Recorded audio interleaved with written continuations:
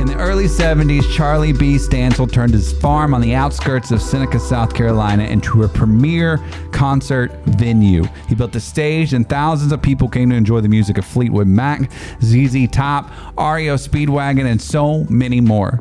After a few years, the concert stopped, but the legacy of Charlie B. Ranch Arena lived on. In 2015, a lifelong friend and bandmate, Michael Gray, passed away unexpectedly.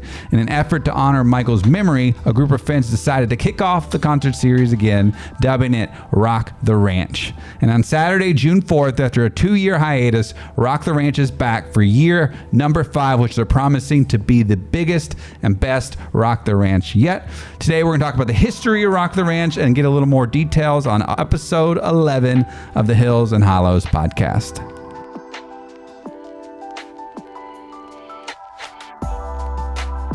Guys, anytime there's like two long-haired guys sitting on video getting ready to talk about something, usually people want to tune in. So why don't you take a second to tell us who you are and what we're here to talk about today. Kyle, you want to start with us? Yeah. Hey, my name's Kyle Nicholson, and I'm the president of Rock the Ranch. I'm Nick Crenshaw. I'm the venue owner of the Rock the Ranch Music Fest. Awesome, man. And if I heard this right, you're Charlie B's grandson, That's right? correct. Tell us a little bit about like the history of Rock the Ranch. Yeah. I'm curious how he was able to get bands like ZZ Top, REO Speedwagon, Fleetwood Mac. How in the heck did he get these people out into the middle of nowhere in Seneca, South Carolina? Yeah, so obviously there was no internet in early 70s. So, That helps. He built the stage. He bought this family farms, like a 100-acre natural amphitheater, and it was during the time of Woodstock. So he got this grand idea, hey, I can't raise money anywhere else, so I'm going to get these bands try it out in Seneca.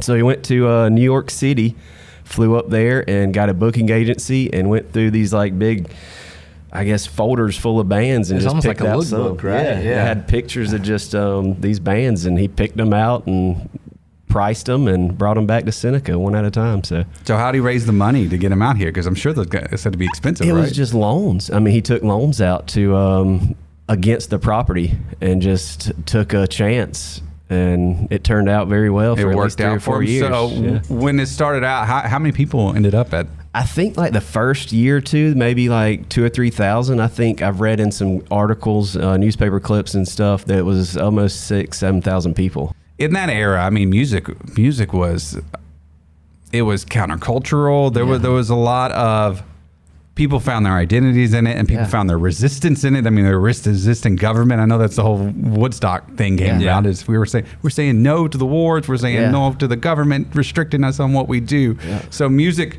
played a big part. And in Seneca with Rock the Ranch, I'm sure a lot of people found community and groups and purpose and culture in that. You want to speak to that at all? Yeah, I mean, it was interesting because actually at the time, even though they had so many people come to the concerts, it was not looked upon too fondly by the sheriff's department and a lot of like nearby property owners and things like that, because they just thought it was bringing vagrants to town, because people were coming from all over. As Nick said, there was no internet back then, but still it was just the whole grassroots movement and just word of mouth, and so people came by the thousands. And we didn't have the accommodations here in the county, and so people would just kind of crash wherever. They would even come down to like Ramcat Alley and just hang out and sleep, just did what they had to do. So how do we get back to Rock the Ranch now? Because this is year number 5, so there was a big, 40-year hiatus on this? How'd this get started? So he had the farm. We had cows there at the farm and chicken houses there for 20, 30 more years. And then he passed away, and my grandmother passed away, and I kind of inherited taking on the farm. And the old stage is still there. And then it went from there. We started talking, and then Michael passed away in 2015. And Paloma Drive here, Kyle and Cody King, Michael, and they wanted to start practicing. And then we're like, well, hey, why don't we put something together to remember Michael, and at the same time raise money for 2 different charities. So. Yeah, it was one of those things where after Michael passed away, we'd always talked about getting back together to play music, but we had gone separate ways for school and for family and just life in general. And so it's like, okay, once everyone got back together for his funeral, it just kind of hit me like a ton of bricks. It's like, I don't want every few years, this is what brings our friend group together, every so often, who knows why. So started kicking around the idea of like, how could we honor Michael's memory? And so since I played music with him forever, a music festival just kind of felt like a natural fit. And talking about the legacy of Charlie B's, growing up, being friends with Nick, seeing the stage my whole life and knowing just kind of the history, but also a little bit of the mystery behind it, since it was well before our time. I called him up. I remember I was at work, and I just like called him. I was like, Nick, what do you think about a music festival on your property? And he was like, number one, I'm in. Number two, sounds like a lot of work. And we're like, you know what? We'll figure that out on the back end.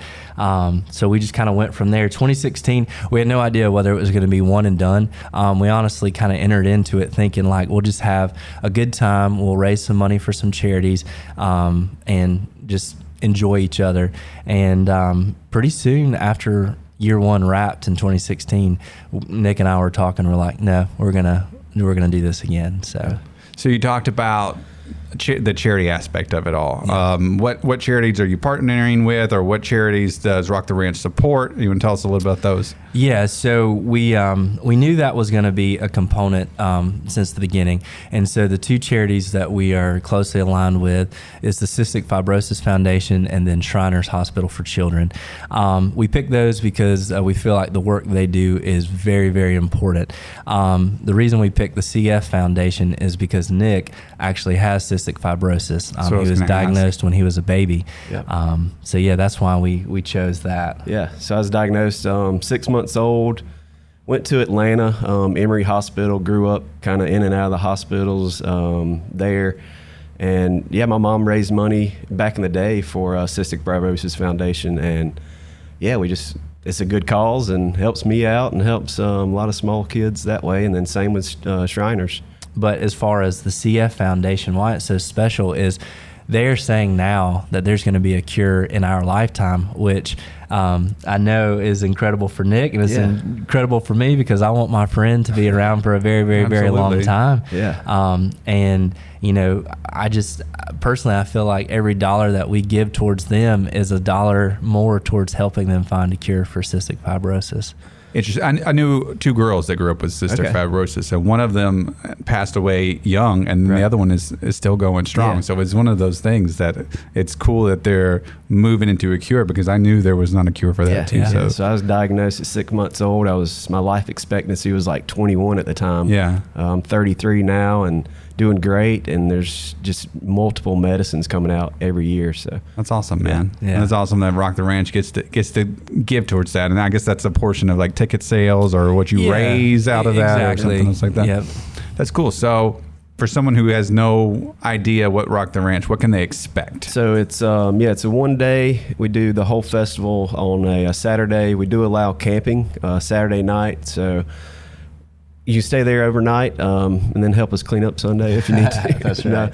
It does. It takes a lot of work setting up and doing all that. But we do allow overnight camping. There's a creek on the back side of the property.